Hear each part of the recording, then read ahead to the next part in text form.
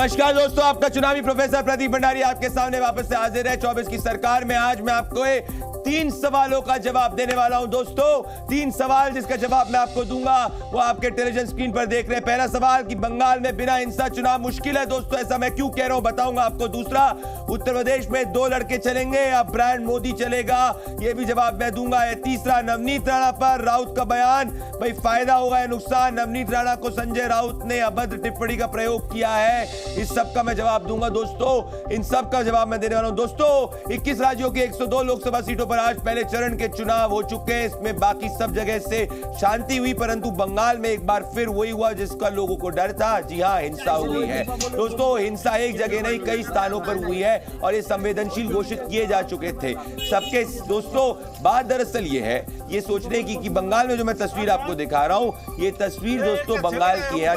चुनाव नहीं बल्कि जंग है और जंग का दावा किया जाता है दोस्तों। बंगाल में 1960 के अंत से चुनावी हिंसा की शुरुआत हुई थी। आप कह सकते हैं कि जैसे जैसे बंगाल में सीपीएम यानी वामपंथ का उदय हुआ, वैसे वैसे वहां पे दोस्तों हिंसा का दौर शुरू हो गया। उस समय पर बंगाल में कांग्रेस का ही शासन रहा करता था, लेकिन उसके बाद 1970 में जो राजनीतिक हिंसा का दौर शुरू हुआ, उससे सीपीएम सत्ता में आ गई। लेकिन 2 साल बाद यानी 1972 में एक बार फिर से कांग्रेस पार्टी सत्ता में आई और उसकी वापसी हुई। इसके बाद से जो दबंगाई और हिंसक झड़पों का दौर बंगाल की सियासत में शुरू हुआ दोस्तों, कभी थमा नहीं। 1977 में कांग्रेस को झटका देकर सीपीएम सत्ता में आई। 2007 नंदीग्राम में अधिक्रमण राजनीति दोस्तों, मैं बताना चाहता हूं 50 से अधिक लोगों की मौत हुई थी और नंदीग्राम से ममता बनर्जी की सत्ता का उदय हुआ। ममता बनर्जी की इमरजेंसी हुई। तो 1977 मैंने आपको बताया कि सीपीएम सत्ता में आई। 2007 में नंदीग्राम में अधिग्रहण दोस्तों, जो नंदीग्राम में ममता का रिवोल्ट हुआ, 50 से अधिक लोगों की मौत हुई और ममता बनर्जी पीपल्स लीडर के रूप में मर्ज करी। 2007 में नंदीग्राम की हिंसा के विरोध में टीएमसी को एक संजीवनी मिली और उसके खड़े होकर ममता बनर्जी जो है 2011 में बहुमत में आई दोस्तों। इसमें ममता बनर्जी ने नंदीग्राम के पूरे आंदोलन में एक अहम भूमिका निभाई थी और फिर 11 के बाद से जब ममता बनर्जी सत्ता में आई, टीएमसी कार्यकर्ताओं के हमलों में सीपीएम के 50 से ज्यादा लोग मारे गए। तो अब उल्टा हो गया शुरू दोस्तों। उसके बाद भारतीय जनता पार्टी का जैसे इमरजेंस शुरू हुआ, उसको आप देखेंगे कि 2018 के बाद मैं बताना चाहता हूं, अगर 18 के बाद हम लोग आए तो 18 के बाद अगर हम लोग देखेंगे कि 19, 20 और 21 के जो पूरे के पूरे ईयर्स है, उस सालों के अंदर आप देखेंगे कि किस तरीके से राजनीतिक हिंसाएं बढ़ी और इसमें मरने वाले ज्यादा भारतीय जनता पार्टी के कार्यकर्ता हुए दोस्तों। अब मैं आपसे बात क्लियर कर रहा हूं, मतलब बंगाल में वोटिंग हैवी हुई है पर राजनीतिक हिंसा एक आम बात है और ये दुखद है दोस्तों। अब मैं बात करता हूं हैदराबाद की दोस्तों। हैदराबाद सीट से एआईएमआईएम के चीफ असदुद्दीन ओवैसी ने आज अपना चुनावी नामांकन भर दिया है दोस्तों। ये तस्वीरें ध्यान से देखिए। जब ओवैसी अपना नामांकन भरने गए थे हैदराबाद सीट से, ओवैसी को लगभग 20 साल से लोकसभा सांसद हैं, कोई मुकाबला नहीं हुआ करता था, पर इस बार उनको इस सीट पे कड़ा मुकाबला देखने को मिल रहा है क्योंकि भारतीय जनता पार्टी की माधवी लता उनको टक्कर दे रही है दोस्तों। बात ये नहीं है, बात अब ये है कि हैदराबाद की वोटर लिस्ट से 5,41,000 वोटर्स के नाम कट गए। कुछ दिनों पहले मैंने एक खास बातचीत में माधवी लता से इसी के बारे में बात करी थी कि क्या हैदराबाद में 6 लाख फर्जी वोटर हैं। सुनिए। असेंबली इलेक्शंस के वक्त कहाँ चले गए 5 लाख चिल्लर वोटर? तो ये 2 महीने में तो कोई 5 लाख नहीं डाल सकते ना। इसका मतलब है जब फिरोज जी इतना गल्ला फाड़ फाड़ कर बोले तब भी आप चुप बैठा। हम आ गए मैदान में तो बोल रहे काट दिए, वो भी देख लेंगे ना साहब, काटे नहीं काटे। इतने दिनों से 5.5 लाख, हमारा तो नंबर ज्यादा है, अब इनका ही नंबर ले लेते 5.5 लाख तकरीबन। 5.5 लाख गलत वोट जब आ रहे तो सो रहे थे पूरे जीएचएमसी वाले, क्या कर दावता कर ले रहे थे, बिरयानी खा रहे थे, क्या कर रहे थे साहब। अब बोल रहे काट दिए। अगर इतनी जल्दी काट सकते तो इतने दिन क्यों नहीं काटे? इतनी आसान है काम काटने के लिए तो क्यों नहीं काटे इतने दिन? अब हम देखना चाह रहे हैं कि सही में काटे नहीं काटे। आज हम देख लेंगे क्योंकि काट दिए बोल रहे हैं ना, हमारे पास हर वोट का हमारे पास इंफॉर्मेशन है। आज शाम में जाएंगे हम, पदयात्रा के बाद ऑफिस में बैठेंगे, देखेंगे काटे नहीं काटे। अगर नहीं काटे ना इंस्टाग्राम में। दोस्तों मतलब क्या फर्जी वोटों के जरिए असदुद्दीन ओवैसी चुनाव जीतते थे? 6 लाख फर्जी वोट जो हमारे सोर्सेज बता रहे हैं उनको इलेक्टोरल रोल से हटा दिया गया है। क्या ये घुसपैठिए थे? क्या ये रोहिंग्या थे? क्या ये इलीगल थे? क्या असदुद्दीन ओवैसी फर्जी वोट के सहारे हैदराबाद के अंदर चुनाव जीतते थे? ये बड़ा सवाल है, क्योंकि अगर 4 लाख से ज्यादा फर्जी वोट और 4 लाख से ज्यादा वोटर से लिस्ट से वोट हट गया, इसका मतलब साफ है कि इलेक्शन कमीशन को जो माधवी लता कह रही थी और जो पहले में कई कांग्रेस के और अदर एमएलए ने भी कहा है, उसमें सच्चाई दिखी है। मतलब हैदराबाद में क्या फर्जी वोट के बहाने असदुद्दीन ओवैसी जीते थे? ये देखना होगा। सुनिए इस पे क्या कहा जा रहा है। यहाँ पे 6 लाख बोगस वोट्स है। यहाँ की एक कंटेस्टेंट जो असेंबली इलेक्शंस में कांग्रेस की तरफ से ठहरे थे, उनका नाम है फिरोज खान। आप जो भी इसको देख रहे हैं, आप फिरोज खान हैदराबाद के नाम से उनके वीडियोस देखिए। उन्होंने गला फाड़ फाड़ कर बता दिया कि एआईएमआई में या अकबरुद्दीन जी है या असदुद्दीन जी है, उनके यहाँ 6 लाख बोगस वोट्स है। तो बताइए, जो 6 लाख बोगस वोट्स कोई कैसे बना सकता है जब तक आप गलत वोट्स का आप पैदा नहीं करोगे यहां पर। दोस्तों अब मैं बात करना चाहता हूं नवनीत राणा की।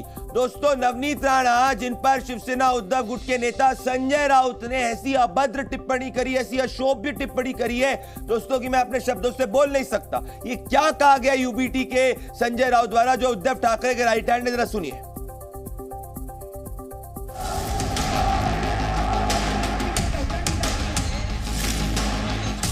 चुनाव में नेताओं को आम दिनों से ज्यादा बोलना पड़ता है।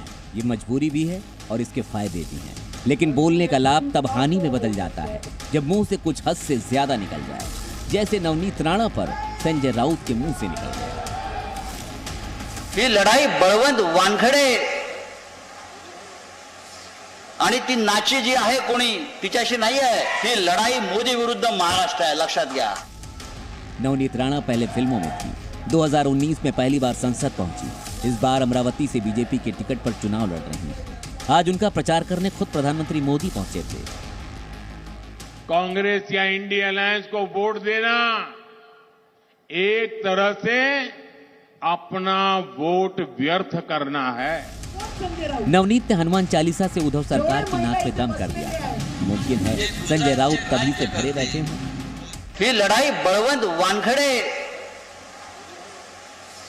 आणि ती नाची जी आहे कोणी तिच्याशी नाही आहे। लेकिन प्रधानमंत्री के अमरावती जाते ही नवनीत राणा ने शाम को फिर एक रैली की और उसमें संजय राउत की सीधे खबर ली। कोण संजय राउत?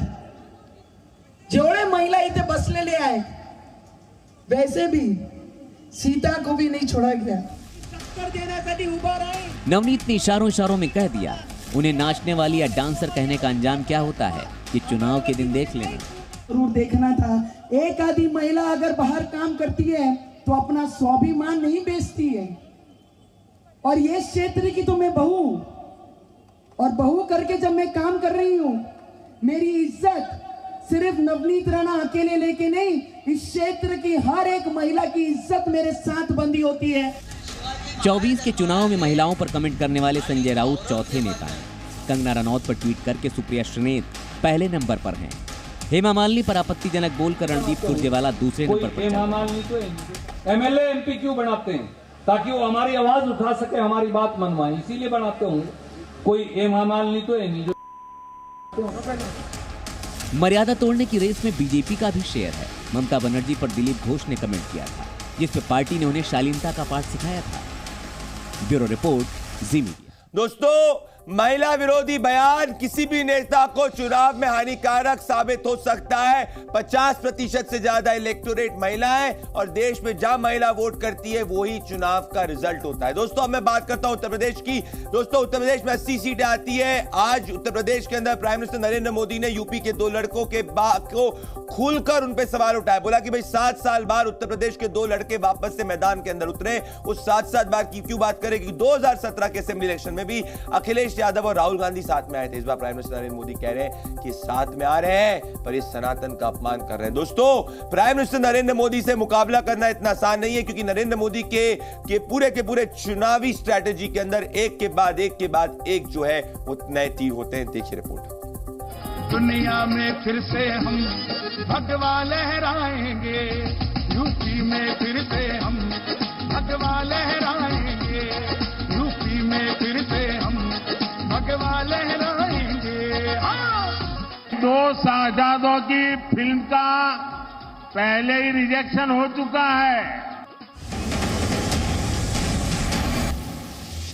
देश में आज जब पहले दौर की 102 सीटों पर वोटिंग हो रही थी, ठीक उसी वक्त प्रधानमंत्री मोदी दूसरे दौर के प्रचार को धार देने यूपी के अमरोहा पहुंचे।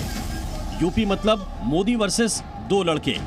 मोदी ने याद दिलाया, ये दोनों तो वही है ना जो एक बार 2017 में भी उनसे मुकाबला करने आए थे।